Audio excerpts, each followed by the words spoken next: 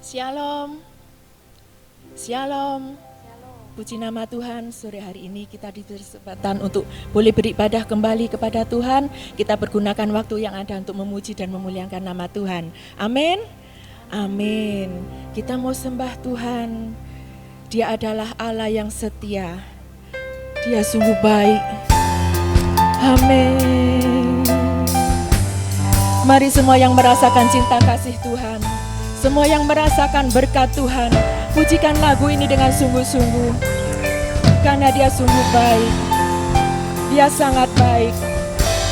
Dia teramat baik dalam hidup kita.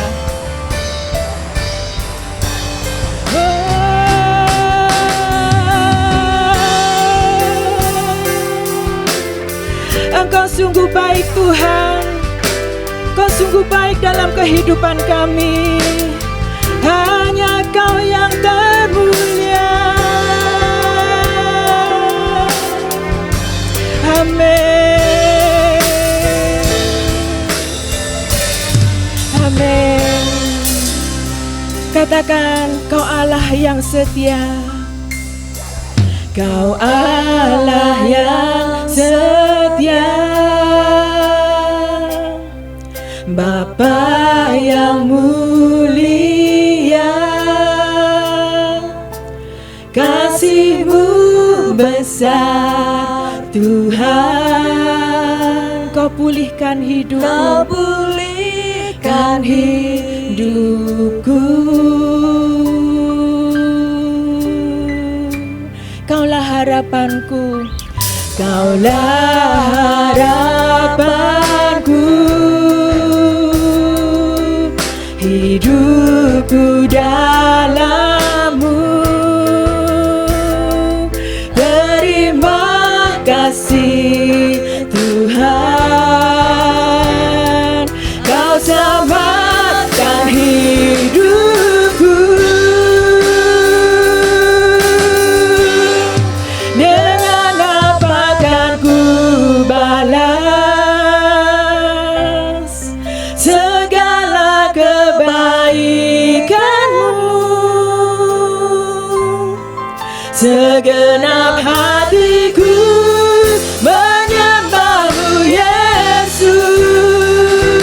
Ku bersyukur padamu selamanya. Haleluya. Mari kita pujikan lagu ini sambil bangkit berdiri. Kita sanjung Tuhan, hanya Dia yang layak ditinggikan. Amin.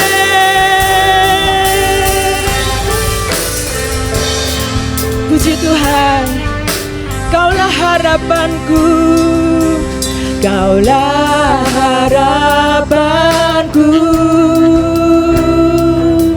Hidupku dalam-Mu. Terima kasih Tuhan, Kau selamatkan hidupku. Dengan apa kan ku balas segala kebaikan-Mu? Segenap hatiku menyembah-Mu Yesus. Ku bersyukur padamu. Dengan apa kan ku balas? Kan ku balas segala kebaikan-Mu. Segenap hatiku menyembah-Mu Yesus. Ku bersyukur padamu selamanya.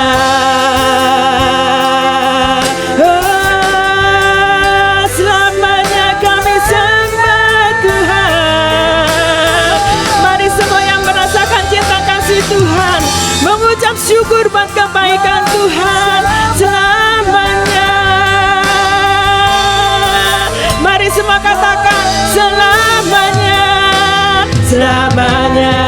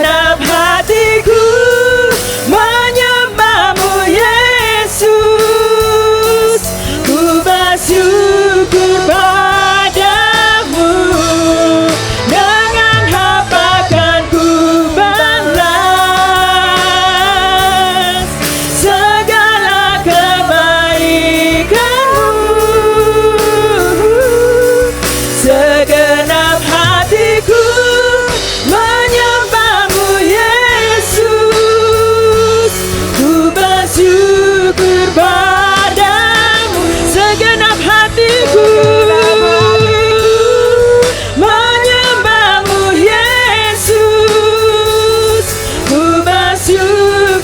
Sekali lagi katakan, segenap hatiku, segenap hatiku menyembah-Mu Yesus. Ku bersyukur padamu. Katakan selamanya. Oh, selamanya kami sembah Tuhan. Selamanya kami tinggikan nama-Mu. Sebab hanya Kau yang layak kami sembah Tuhan. Hanya Kau yang layak kami tinggikan. Mari semua yang merasakan cinta kasih Tuhan, semua yang merasakan berkat Tuhan, semua yang merasakan kesembuhan dari Tuhan, katakan, Tuhan Engkau baik, hanya Engkau yang setia Tuhan. Terima kasih Tuhan, terima kasih Tuhan, terima kasih Yesus, terima kasih Roh Kudus. Kau sudah memberkati kami selama hidup ini Tuhan. Sampai detik ini Tuhan, Kau masih beri kesempatan kami untuk boleh beribadah kepadamu Tuhan. Sungguh kesempatan yang luar biasa. Engkau setia, Engkau baik, berkat-Mu melimpah atas kami. Terima kasih Tuhan buat kesembuhan, buat kekuatan yang Kau berikan buat kami, buat berkat-berkat-Mu yang melimpah atas kami. Saat ini kami percaya Tuhan, aku diberkati, kita semua diberkati oleh Tuhan. Karena kami percaya Kau tidak akan biarkan anak-anak-Mu meminta-minta. Kami percaya anak-anak Kau berikan berkat yang luar biasa. Satu tujuan kami di tempat ini Tuhan, kami ingin memuji memuliakan nama Tuhan. Kami percaya semua yang hadir di tempat ini dengan kelemahan, dengan sakit penyakit, kami akan pulang dan membawa sukacita dan kemenangan dari surga. Terima kasih Tuhan, hanya dalam nama Tuhan Yesus kami sudah berdoa dan bersyukur. Mari semua yang percaya katakan amin. Siapa yang diberkati Tuhan, mari kita bangkit berdiri, mari kita puji Tuhan. Aku diberkati, kamu diberkati. Amin. Kasih setiamu, kasih setiamu nyata bagiku. Hikmat kebajikan tersedia bagiku. Sebab Allah sanggup limpahkan segalanya. Dan anugerahnya sangat besar bagiku. Katakan, aku diberkati, aku dilimpahi, karena Allah sanggup untuk menyediakan. Aku diberkati, aku dilimpahi, karena sempurna anugerah Tuhan bagiku. Amin. Semua yang merasakan berkat Tuhan, pujikan lagu ini. Kasih setiamu nyata bagiku. Hikmat kebajikan, hikmat kebajikan tersedia bagiku. Sebab Allah, Dia sanggup melimpahkan segalanya. Amin. Dan anugerahnya sangat besar bagiku. Mari katakan, aku diberkati, aku dilimpahi, karena Allah sanggup, Dia sanggup menyediakan. Amin. Aku diberkati, aku dilimpahi, atas sempurna anugerah Tuhan bagiku. Amin. Amin. Dia sungguh baik, Dia sangat baik. Dia telah mati bagi kita, Dia telah tebus dosa kita. Karena Dia sangat mengasihi kita, umat yang berdosa didamaikan dengan Allah. Kita umat pilihan Allah. Amin.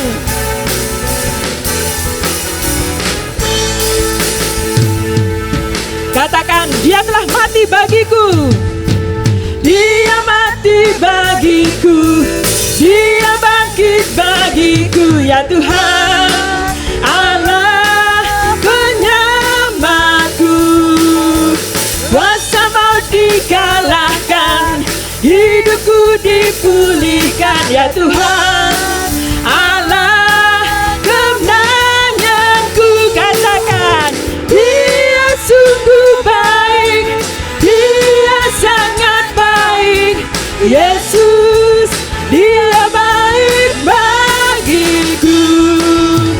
Dia sungguh baik, Dia sangat baik. Yesus, Dia baik bagiku. Dia ada di dalamku, Dia ada di dalam, bergerak di hidupku. Amin. Allah kekuatanku, Dia penuhi hatiku, dengan kuasa kasih-Nya ya Tuhan. Allah kemenangan, katakan Dia sungguh baik, Dia sangat baik. Katakan Yesus, Yesus, Dia baik bagiku.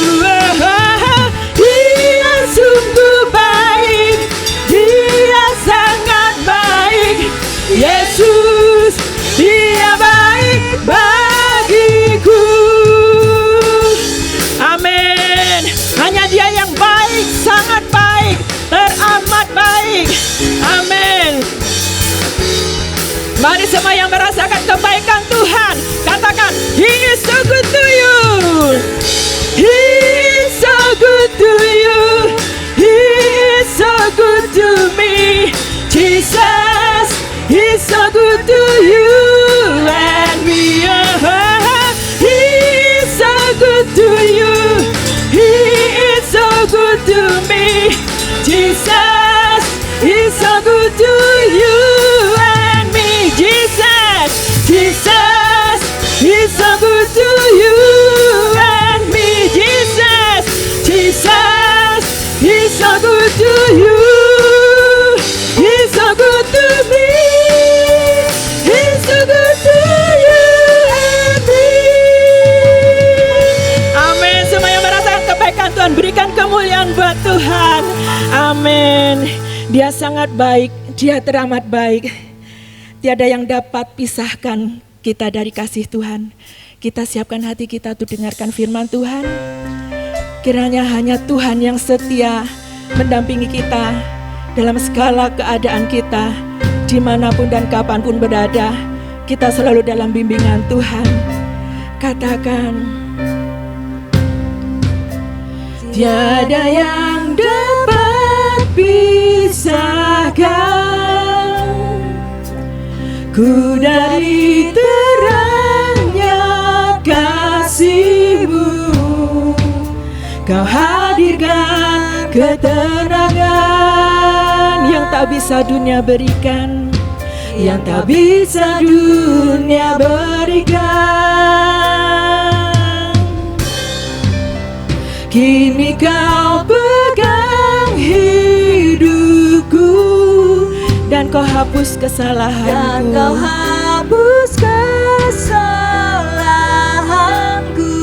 Betapa berharganya pengorbanan. Amin. Yang memberikan keselamatan.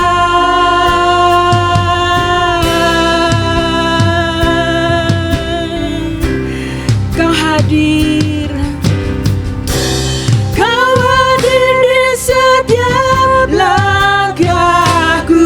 Ku aman di dalam hadirat-Mu. Amin. Kau buktikan Engkau setia. Kan ku angkat tinggi tanganku, kan ku angkat tinggi tanganku, tandaku berserah kepadamu. Selamanya Engkau setia. Kini Kau pegang hidupku, kini kau pegang hidupku, dan kau hapus kesalahanku, berharganya pengorbanan yang tak berikan keselamatan. Kau hadir di setiap langkahku, ku aman di dalam hadiratmu. Buktikan Engkau setia. Mari kita angkat tangan, tinggikan Dia. Kan ku angkat tinggi tanganku, tandaku berserah kepadamu.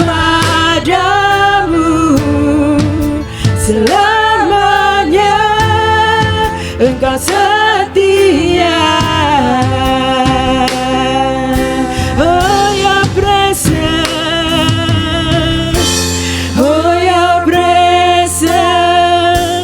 never leaves me, and you never forsake me. Oh your presence never leaves me, and you never forsake me. Oh your presence never leaves me, and you never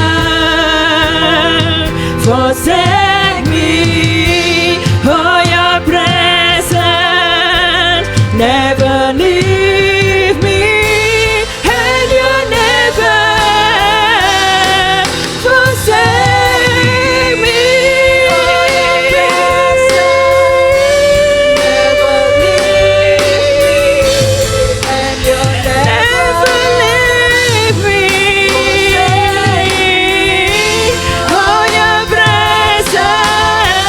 Never leave me, and you never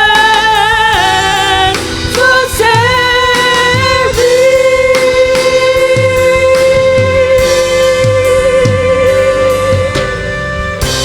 Kau hadir di setiap langkahku, tanaman di dalam hadiratmu. Kau buktikan Engkau setia.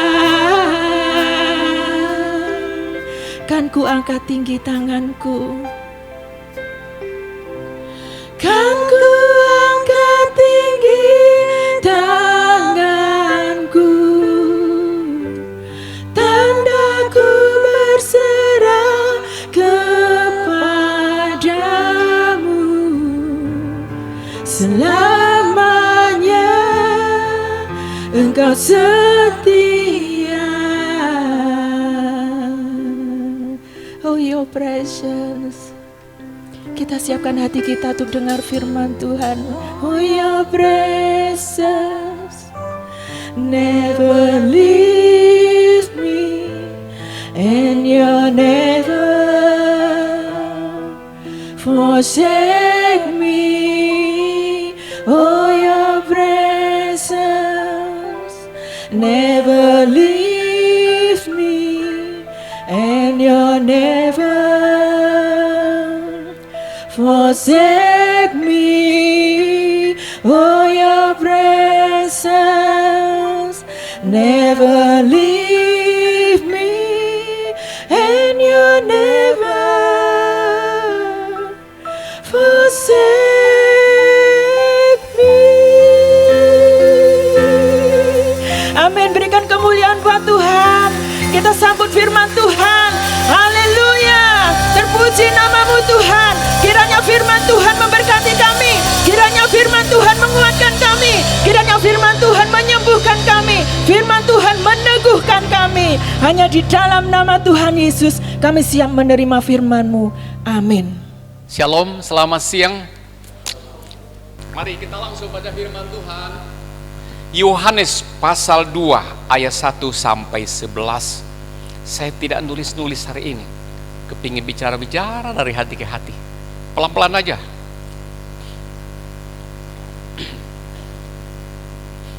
Buka baik-baik, atau bisa melihat ke layar saja, atau ada di HP. Ya, saya baca ya. Ikuti baik-baik. Perkawinan di Kana. Pada hari ketiga ada perkawinan di Kana yang di Galilea, dan ibu Yesus ada di situ. Yesus dan murid-muridnya diundang juga ke perkawinan itu. Ketika mereka kekurangan anggur, ibu Yesus berkata kepadanya, mereka kehabisan anggur. Kata Yesus kepadanya, mau apakah engkau daripadaku ibu, saatku belum tiba. Tetapi ibu Yesus berkata kepada pelayan-pelayan, apa yang dikatakan kepadamu buatlah itu. Di situ ada 6 tempayan yang disediakan untuk membasuh menurut adat. Pembasuhan menurut adat orang Yahudi, masing-masing 2-3 buyung. Yesus berkata kepada pelayan-pelayan itu, isilah tempayan-tempayan itu penuh dengan air, dan mereka pun mengisinya sampai penuh. Lalu kata Yesus kepada mereka, sekarang cedoklah dan bawalah kepada pemimpin pesta. Lalu mereka membawanya. Setelah pemimpin pesta itu mengecap air yang telah menjadi anggur itu, dan ia tidak tahu dari mana datangnya, tetapi pelayan-pelayan yang mencedok air itu mengetahuinya. Ia memanggil mempelai laki-laki dan berkata kepadanya, sekarang orang menghidangkan anggur yang baik. Dan berkata kepadanya, setiap orang yang menghidangkan anggur yang baik dahulu, dan sesudah orang sudah minum, barulah yang kurang baik. Akan tetapi engkau menyimpan anggur yang baik sampai sekarang. Hal itu dikatakan Yesus di Kana yang di Galilea sebagai yang pertama dari tanda-tandanya, dan dengan itu ia telah menyatakan kemuliaannya, dan murid-muridnya percaya kepadanya. Amin. Yang berbahagia ialah orang yang mendengar firman Tuhan, merenungkan dalam hati dan melakukannya. Saya ulang, yang berbahagia ialah orang yang mendengar firman Tuhan, merenungkan dalam hati dan melakukannya. Ada amin? Ya, ini temanya. Jadi nanti penutupnya sampai lagi balik kepada temanya, ya. Oke. Mujizat yang pertama dilakukan Musa di Mesir apa? Mujizat yang pertama dilakukan Musa pada tulah yang terjadi di Mesir apa? Air menjadi darah. Dalam konteks ini bacaan kita tadi, apa yang menjadi apa? Air menjadi anggur. Kebalik ya. Kalau mujizat yang terjadi di Mesir itu air menjadi darah, artinya kalau orang minum air yang berubah menjadi darah, mati. Ini adalah penghukuman Allah atas tempat itu. Sekarang ini pada bacaan kita ini, air itu tetap air hidup, berubah menjadi anggur. Lebih hebat lagi, ini dalam hal ini adalah kasih karunia Kristus. Ya, saya lanjutkan. Ada 3 poin yang menjadi perenungan kita pada siang hari ini. Perhatikan baik-baik agar nggak lewat. Saya kasih poin supaya nggak merambat kemana-mana. Pendeta kalau sudah pegang mic nggak bisa dibantah-bantah. Sakarap-karapnya dia. Makanya tak kasih poin supaya saya nggak merambat kemana-mana, karena saudara nanti nggak bisa komplain. Ya, yang ada 3 poin. Yang pertama, andalkan Tuhan Yesus dalam rumah, dalam usaha, dalam hidup saudara, lebih daripada mengandalkan kuda dan kereta. Saya ulang, Andalkan Tuhan Yesus dalam hidup saudara, dalam rumah saudara, dalam pekerjaan saudara, lebih dari mengandalkan kuda dan kereta. Bisa nggak? Bisa? Oke. Nanti saudara bisa jawab. Apa artinya mengandalkan kuda dan kereta? Lebih baik saya baca aja. Baca aja. Mazmur 20 ayat 18. Kita kejar dulu sebentar ya. Sorry.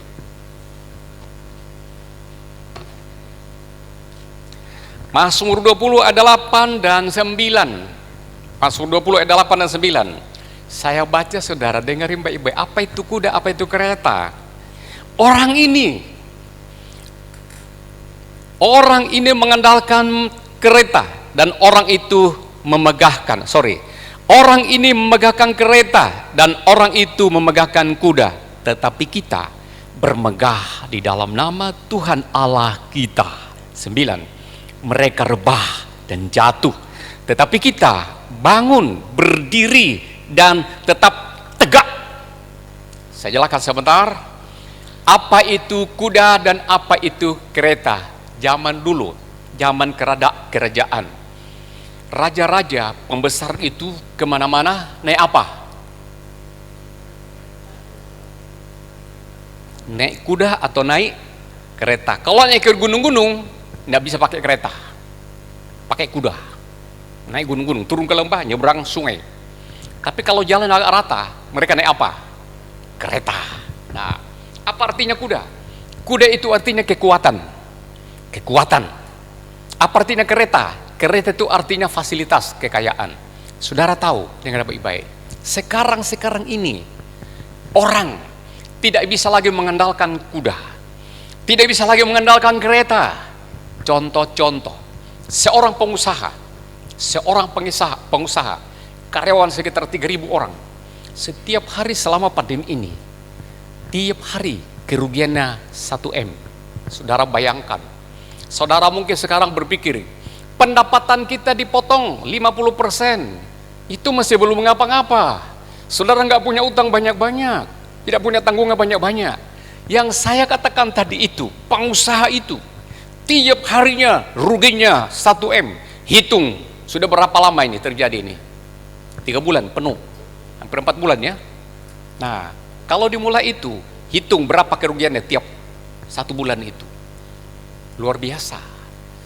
Saudara, baru-baru ini ada rumor berkata bahwa Gubernur Bali sudah ngomong begini, silakan masuk ke Bali, tidak pakai syarat ini dan itu, silakan masuk tempat di hotel, silakan rekreasi. Kenapa? Selama ini dibatasi, saudara. Ada peraturan masuk ke sana, menyeberang ke Bali, mesti diperiksa ini harus dikarantina ini dan sebagainya.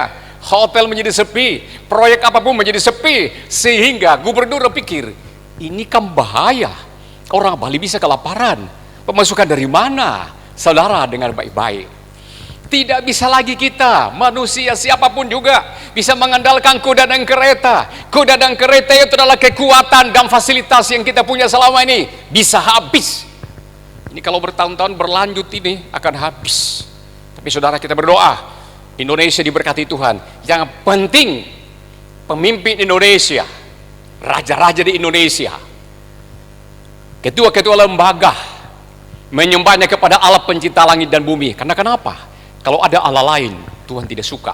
Tuhan akan mendatangkan petaka, penyakit menular, kelaparan, peperangan, dan lain penderitaan, gempa bumi, longsor, banjir, dan lain sebagainya. Makanya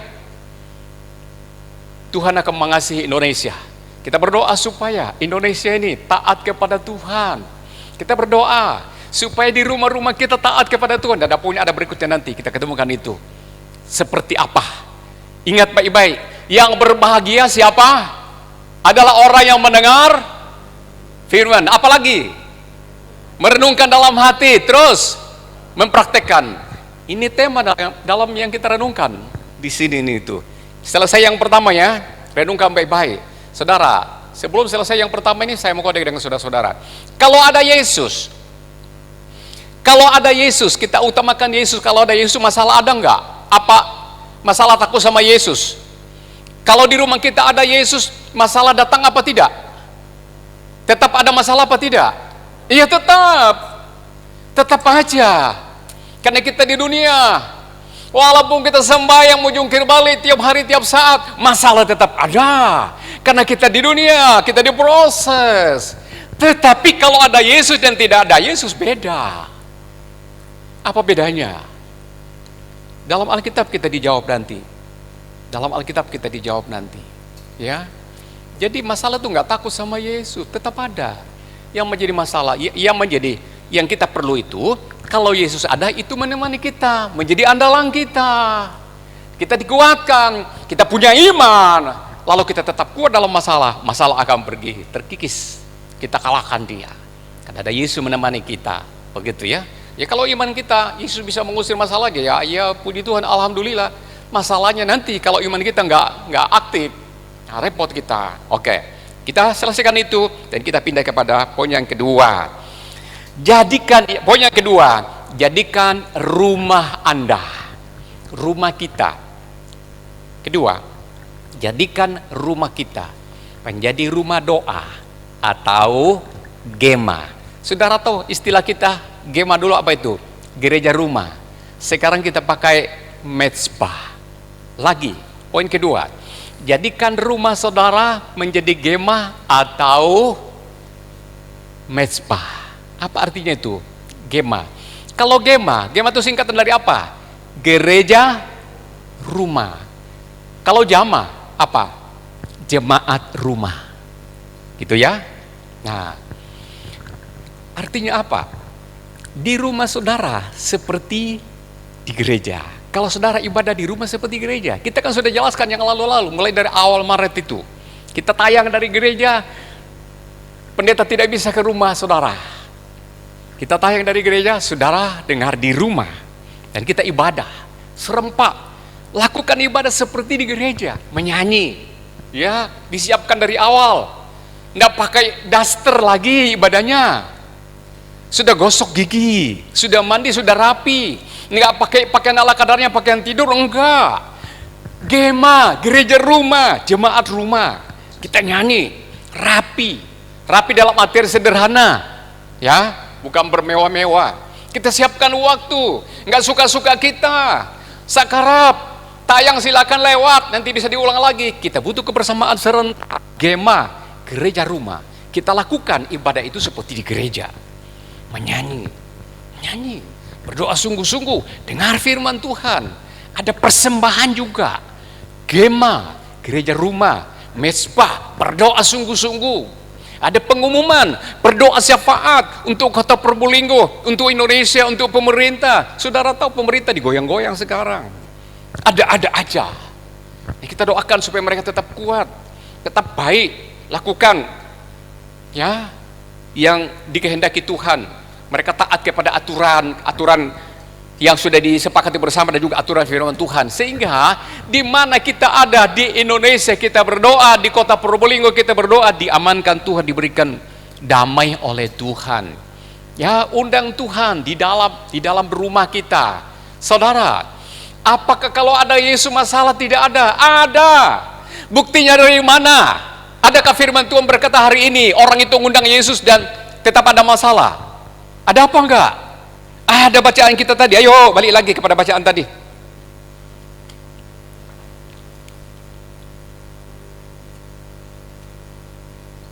Iya, kadang-kadang ayatku hilang, terbang. Ya, coba kita lihat dari ayat 5.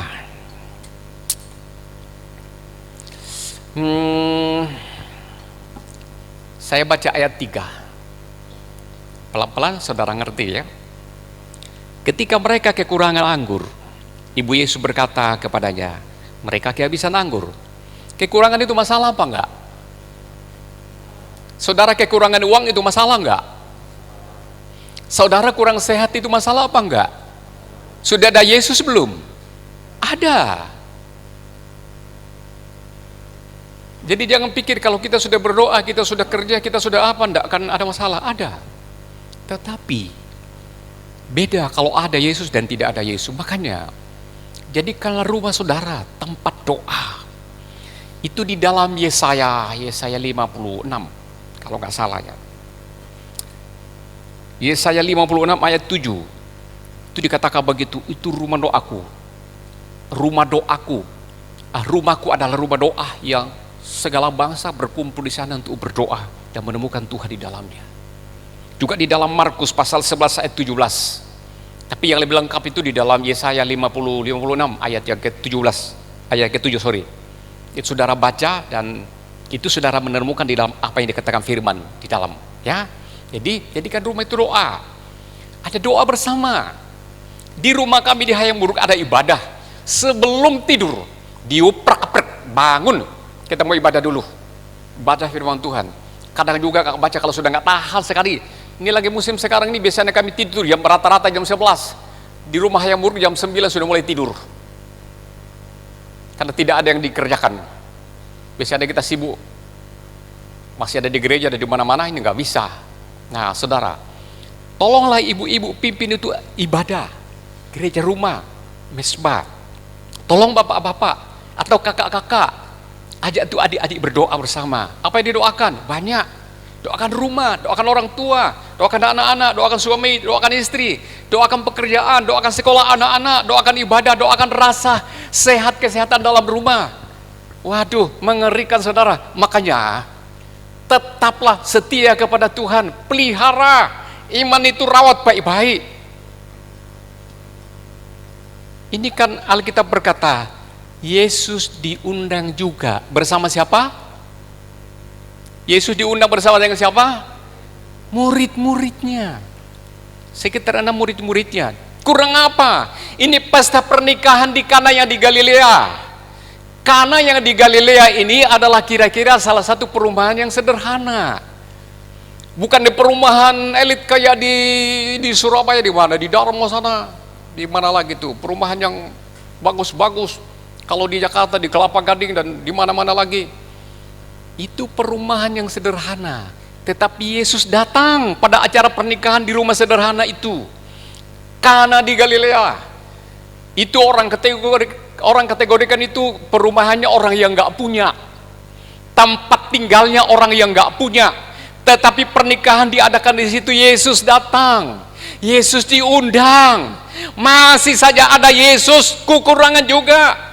Walaupun Yesus datang, ada ibunya, ada murid-muridnya, kekurangan juga terjadi.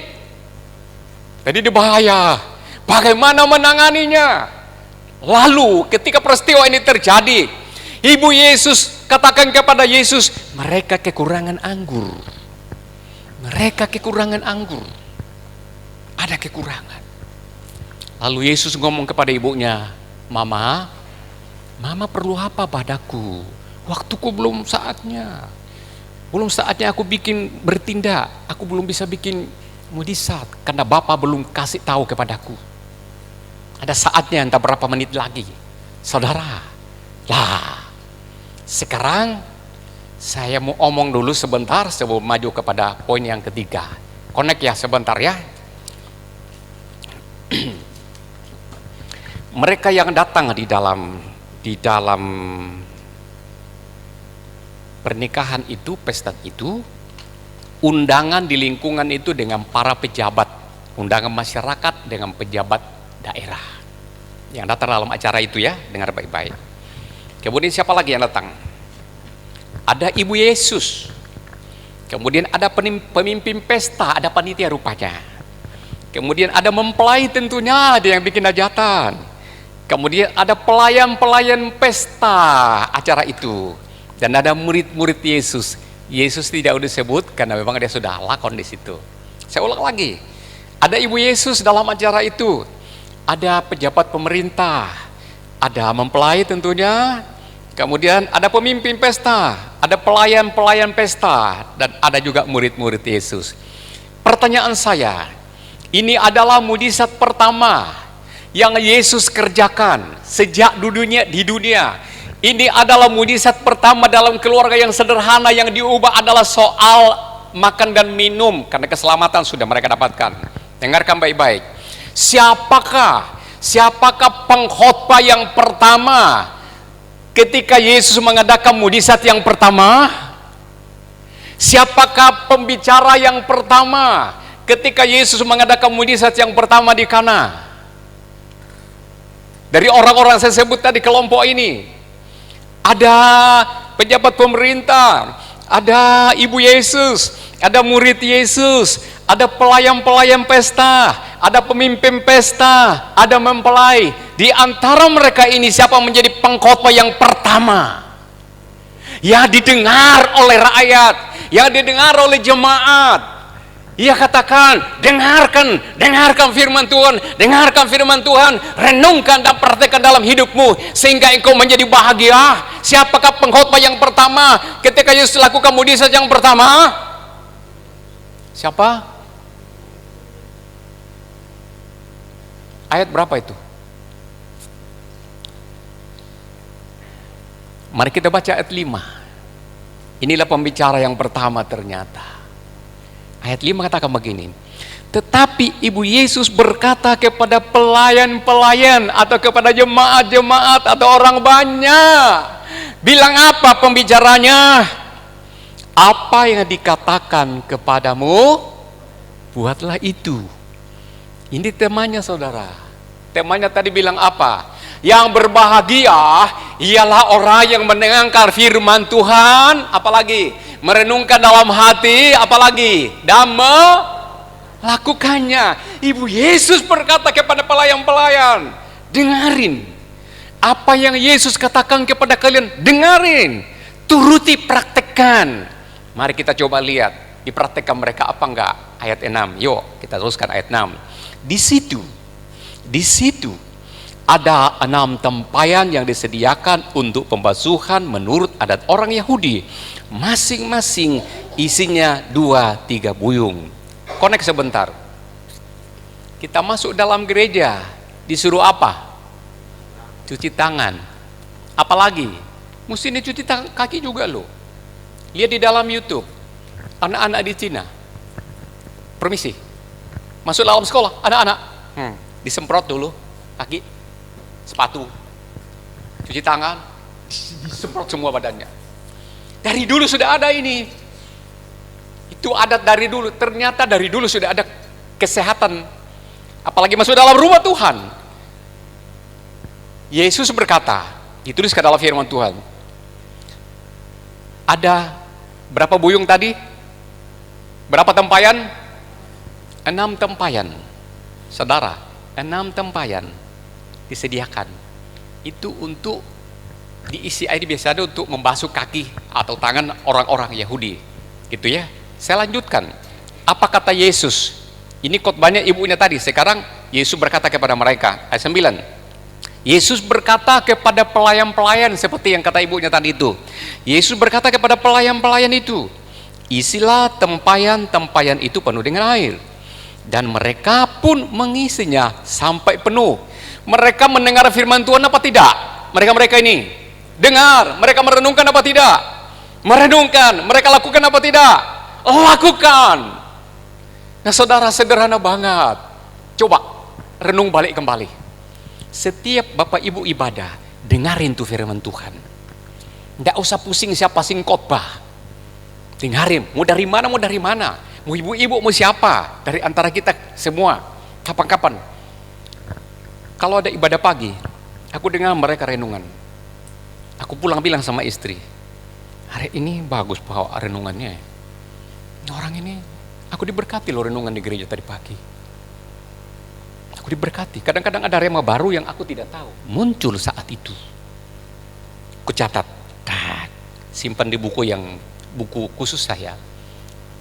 Saat saya khotbah, ada kaitannya itu. Ku ambil itu, tak isi dalam bahan khotbahku. Ku renungkan itu. Saudara, perhatikan. Kadang-kadang kalau kita ibadah, kadang kita nggak kebagian firman Tuhan. Dalam pujian loh, ada rema baru kita temukan. Dikuatkan, kita pulang dari gereja. Lego. Terbangun iman kita. Seger, berangkat tadi rasanya badan ini nggak enak. Pulang dari gereja, senang sekali rasanya. Nggak sia-sia aku kebaktian hari ini. Tadi ku paksa-paksa, tapi ternyata aku diberkati Tuhan. Ya puji Tuhan. Berkatilah mereka yang lain-lainnya supaya diberkati seperti aku juga. Gitu, renungkan, lalu praktekkan sedikit-sedikit. Yang bisa dipraktekkan, praktekkan. Kalau yang nggak bisa ya, nggak usah pusing. Saya mau connect dulu sebelum pindah ke ayat bagian yang ketiga. Takut lupa. Bapak Ibu, dalam perjanjian lama, ingat ya, dalam perjanjian lama, Tuhan bikin mujizat dari yang tidak ada menjadi ada. Tiba-tiba ada air. Itu dalam perjanjian lama. Kita berikan contoh ya. Pada masa-masa perjanjian lama, masanya Musa itu, ketika bangsa Israel tidak ada makanan, tiba-tiba pagi-pagi nggak ada apa, ada makanan datang, pure di tengah-tengah mereka. Nggak ada lauk, tiba-tiba datang, ada daging-daging puyuh. Tuhan mengadakan yang tidak ada menjadi ada. Tapi dalam perjanjian baru beda. Tuhan tidak pusing-pusing. Bukan Tuhan tidak bisa lakukan lagi yang tidak ada diadakan jadi ada. Enggak. Tuhan Yesus bikin yang lebih sederhana. Contohnya apa? Coba. Tuhan mengubah yang tidak ada. Tuhan Yesus tidak mengadakan lagi yang tidak ada menjadi ada, karena dia mau yang memudahkan. Coba kasih contoh. Tuhan Yesus bikin mujizat, tidak harus yang tidak ada menjadi ada apa? Tinggal ubah-ubah yang ada. Air loh jadi anggur. Jadi saudara, nggak usah saudara bingung-bingung, Tuhan jatuhkan uang dari langit, nggak ada. Mestinya gimana? Tuhan, pekerjaanku ini pendapatannya sedikit sekali, nggak seimbang. Tolong Tuhan ubah. Dia proses kita, diubah loh. Saudara percaya itu enggak? Ini uang sedikit sekali, enggak cukup Tuhan, bagaimana caranya? Tuhan buka jalan dong, tambah-tambahin. Yang sudah ada, diubah Tuhan. Supaya kita enggak terlalu sombong. Tuhan mau supaya kita terkadang kagum kepada perbuatan Tuhan. Dan kita hargai apa yang ada. Tuhan Yesus tadi bilang apa? Ada tuh tempayan, berapa tempayan? 6. Tuh ada tempayan 6, ayo isi air dengan penuh. Tuhan nggak bilang ayo tunjuk. Saya pakai enggak. Tuhan mau pakai yang sederhana supaya kita nggak sombong, supaya kita bangga dan kita semangat. Tuhan menghargai apa yang kita kerjakan. Pekerjaanmu sederhana sekali. Tuhan katakan ini akan diubah. Buat begini. Kita turuti perintah Tuhan. Renungkan, praktekkan. Terjadi mujizat. Nah saudara, Tuhan tidak bikin mujizat sendiri. Dengarin baik-baik. Saat-saat di masa sekarang ini Tuhan gak bikin mujizat sendiri. Dia mau apa yang kita kerjakan dibuatnya mujizat. Dia dampingi kita. Dan kita melihat prosesnya. Kita kerjakan, kita alami. Kita nikmati mujizatnya seperti apa. Ayo, saya lanjutkan lagi pada ayat itu. Sebentar, saya lihat catatan dulu. Takut saya sudah jalan enggak karu-karuan. Ya. Supaya enggak ngawur-ngawur. Saya pindah ke bagian yang ketiga. Temukan mujizat dalam rumah sebelum saudara temukan di luar. Temukan mujizat dalam rumah sendiri sebelum saudara temukan di luar. Bisa juga saudara ubah. Temukan perubahan dalam pekerjaan saudara sebelum temukan di luar. Bisa banyak saudara bisa ubah. Temukan yang lebih baik dalam pekerjaan saudara sebelum di luar. Karena kenapa? Saudara bingung cari yang belum ada. Yang sudah ada loh, Tuhan sudah ikut campur. Jadi saudara, mujizat itu terjadinya dalam konteks ini karena Tuhan ikut mengerjakan, lalu dilihat dan dialami oleh orang yang mendengar firman, merenungkan dan melakukannya. Siapa tuh tadi yang dimaksud itu? Dalam khotbah kita pada siang hari ini, kira-kira yang cocok dengan temanya, berbahagialah, yang berbahagia adalah orang mendengar firman Tuhan, merenungkan, melakukannya. Kira-kira siapa di antara kelompok ini? Pelayan-pelayan. Kenapa enggak Ibu Yesus? Kenapa enggak murid-murid Yesus yang sudah lama tinggal dengan Yesus? Nah saudara, kita melihat ayat yang ke-8. Lalu kata Yesus, saya kembali ke ayat 7 dulu supaya nyambung ya. Yesus berkata kepada pelayan-pelayan itu, isilah tempayan-tempayan itu penuh dengan air, dan mereka pun mengisinya sampai penuh. Ayat 8. Apa yang terjadi? Lalu kata Yesus kepada mereka, sekarang cedoklah. Apa sinonim bahasa cedok ini? Kata ini cicipi, cobalah, coba cicipi air itu. Nah, Yesus berkata, cedoklah dan bawalah kepada pemimpin pesta. Lalu mereka pun membawanya. Lanjutkan ya, ayat 9. Setelah pemimpin pesta itu mengecap air yang telah menjadi anggur itu, dan ia tidak tahu dari mana datangnya, tetapi pelayan-pelayan yang mencedok air itu mengetahui. Siapa yang tahu dan melihat dan mengalami proses terjadinya mujizat ini air menjadi anggur? Apakah pejabat? Apakah murid Yesus? Apakah pemimpin pesta? Apakah Ibu Yesus? Siapa yang melihat terjadinya, mengalami, merasakan, mencicipinya? Siapa yang melihatnya dan mengalaminya? Adalah orang yang dengar firman Tuhan tadi dari Ibu Yesus, merenungkannya dan melakukannya. Ibu Yesus berkata, dengar baik-baik apa yang Yesus nanti ngomong, dengarin dan lakukan. Dipraktekkan mereka ketika Yesus berkata, isilah tempayan itu penuh dengan air, cedoklah, cobalah air yang sudah berubah menjadi anggur, beritahukanlah kepada pemimpin pesta itu. Siapa yang tidak tahu kata firman Tuhan tadi? Apakah pemimpin pesta tahu terjadinya mujizat ini? Tidak tahu. Semua mereka tidak tahu. Yang tahu adalah pelayan-pelayan. Saudara tahu pelayan itu siapa? Orang paling sederhana, status paling sederhana dalam acara itu. Pelayan pesta. Sini, nyok, tolong ini, pindahkan ini. Tolong ambil ke meja, diangkat. Nurut aja, tuh pelayan loh. Pelayan. Saya tidak kategorikan di sini yang berbahagia, yang dapat mujizat, mengalami mujizat adalah pelayan atau pendeta atau hamba Tuhan. Enggak. Di sini loh orang-orang sederhana di sini, siapa saja. Karena dikatakan yang berbahagia ialah mendengar, merenungkan dan melakukannya. Gitu ya. Oke.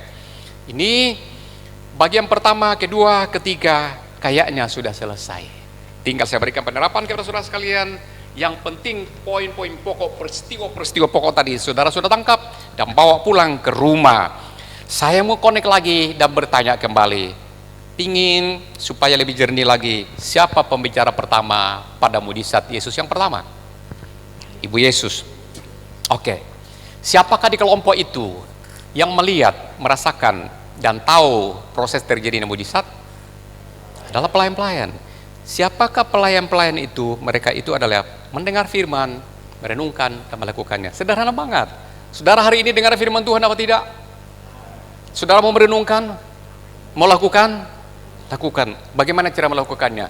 Ubah cara ibadah saudara. Mumpung ada pandemi COVID-19 ini, ubah cara ibadah saudara. Kalau saudara tidak ibadah, yang rugi siapa? Pendeta? Dan siapa lagi? Kalau saudara ibadah, yang untung siapa? Ini ibadah mahal loh saudara. Mahal. Merancang seperti begini itu umat. Saudara tahu, ada surat loh kami tanda tangani. Saya sudah runding-runding. Aku bilang sama istri, tolong lamanya jangan aku yang buat pernyataan ini. Pernyataan itu sok rampok begini dulu, 1, 2, 3 sampai berapa nomor itu. Kalau melanggar itu, saudara, ada hukumannya saudara. Pernyataan, kalau dikasih meter 6, tanda tangan. Dikirim ke sekda, ke wali kota. Nah, itu sudah ada aturan di mana-mana di sana. Dikatakan, ada kami sudah sediakan ini di sini loh. Tempat untuk cuci tangan. Masuk ke dalam saudara, cuci tangan baik-baik. Kami sediakan sabun di sana. Kami sediakan tisu di lap. Lalu masuk di dalam ruangan di sini, saudara bisa noleh sana sini, ada AC di sana, ada tempat amplop sebelah utara itu. Kalau saudara butuh amplop perpuluhan, tinggal ambil di papannya itu. Nah, saudara tidak usah lagi bawa amplop masuk di dalam gereja, amplop persembahan. Sudah ada amplop putih ditaruh di kursi. Saudara tinggal duduk, lalu ambil itu. Nanti isi persembahan sekali, tidak 2 kali. 2 kali nanti kalau sudah selesai pandeminya, ya. Nah, kemudian sesudah nanti didoakan saudara pulang, persembahan itu saudara taruh di depan di situ, saudara keranjang disediakan, begitu ya. Nah, saudara, tetapi saya kembali kepada surat yang ditandatangani itu, serentetan itu kan risiko, menanggung risiko. Saya bilang sama istri, siapa yang ditaruh di sini? Jangan aku dong. Oke, Mas Tanto. Kemudian Mas Denny. Atau Ibu Lisa, atau Yutri? Ibu Gembala bilang, tulis namaku aja. Karena kenapa? Kalau ada kesalahan gereja buat, akan dipanggil. Saudara tahu, di gereja sudah berapa, di Surabaya sudah berapa gereja ditutup? Sementara 14 apa 16 dilarang beribadah sampai selesai acara itu. Makanya karena peraturan itu harus ditaati. Saudara masuk di dalam tempat, dalam ruangan, sudah ditodong begini, ditembak. Ya, pasti dengan santun ya, minta maaf. Kalau 37,5, minta maaf, peraturan wali kota, tidak boleh masuk ibadah. Repot kan? Usia 70 tahun, hampir 70 tahun, 60 tahun, saya 63. Saya pikirin, aku nggak bisa kebaktian, lebih aja lah. Nah, tapi wali kota memperlunak bunyinya begini, yang usia lanjut dan yang sakitan, lagi sedang sakit, supaya ibadah di rumah aja dulu. Ada lagi poinnya, usia 0 tahun sampai 14 tahun, supaya ibadah di rumah saja. Saudara tahu, bingunglah kami di sini, bagaimana ngeladeni itu lansia ke rumah.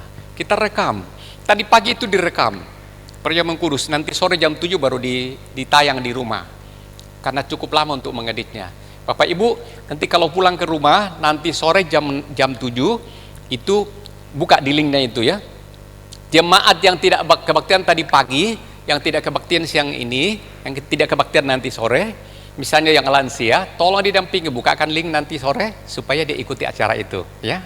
Dan rekaman hari ini, minggu depan baru bisa dilihat, gitu. Direkam lagi supaya nyicil. Ngaturnya susah Bapak Ibu, makanya tolonglah Bapak Ibu, pengertian ya, renungkan baik-baik. Ibadah kita ini mahal harganya. Datang dengan hati yang baik, hati yang disediakan. Ini kebaktian ini saya kaget, banyak orang kayak begini. Saya membayangkan paling 15 orang, 10 orang. Ini dari berapa orang ini? Sekitar 50. Ya, kayak tadi pagi begini ya. Itu luar biasa, nggak tahu nanti sore datang apa enggak. Masih banyak orang takut. Saya telepon kepada jemaat, kebaktian kita sudah buka 3 kali kebaktian. Keluarga Bapak Ibu sudah mau kebaktian apa enggak? Tolong korek dalam hati dulu, ada damai sejahtera apa enggak? Kalau ada damai sejahtera silahkan datang. Kita sudah kasih tahu modelnya begini, ibadah begini. Ada mereka berkata, anu ya Om ya Pak ya, lihat-lihat dulu, mungkin minggu depan, mungkin saya senang sekali. Kalau nggak minggu depan, minggunya lagi, mungkin bulan depan atau berikutnya lagi. Lihat amannya dulu. Kita nggak bisa karena memang kita sensitif semua, kita takut sakit, kita takut ketularan dan menularkan, ya. Jadi kita rindu yang aman sekali. Oke, Bapak Ibu sekalian ya. Ya, saya kira saya ulang lagi di sini. Yang berbahagia adalah orang mendengar firman Tuhan, Bapak Ibu, saudara semua. Dan kalau saudara merenungkan itu dan mempraktekkan dalam hidup itu ada peningkatan, dan saudara adalah orang berbahagia. Itu di dalam Yakobus pasal 1 ayat 25. Yang berbahagia, Yakobus 1 ayat 25 dikatakan yang berbahagia adalah orang mendengar, merenungkan, mempraktekkan dalam hidupnya. Lakukan itu firman. Lakukan sederhana ya, tertib, suka berdoa, baca firman Tuhan, mendoakan orang, mengampuni orang lain sebagainya. Wuh, banyak sekali deh. Tuhan itu baik dan indah, Tuhan melakukannya. Itu ya. Oke. Saya undang kita berdiri. Mari kita angkat tangan sama-sama, kita mengucap syukur Bapa yang baik. Kami berterima kasih, ibadah kami lancar. Terima kasih ya Tuhan. Tuhan sudah memberkati wali kota, mengizinkan kami beribadah. Terima kasih banyak. Tuhan itu baik, pelihara kami semua. Terima kasih Tuhan. Jagai umat-Mu, bapak-bapak dan ibu-ibu kami. Umat yang sudah lanjut usia, mereka percaya banget bahwa Tuhan sayang mereka. Dan mereka rindu rumah Tuhan. Jangan ada yang sakit ya Tuhan. Lindungilah umat ini sekalian ya Bapakku. Kami rindu bersama-sama. Tolong Tuhan supaya jemaat tidak ada lagi yang takut minggu depan. Masih banyak mereka yang ragu-ragu. Kami maklum Tuhan, karena memang mengerikan. Tapi kami percaya Tuhan akan sayang kami sekaliannya. Berikan kami kerinduan beribadah lagi minggu depan dan seterusnya ya Allahku.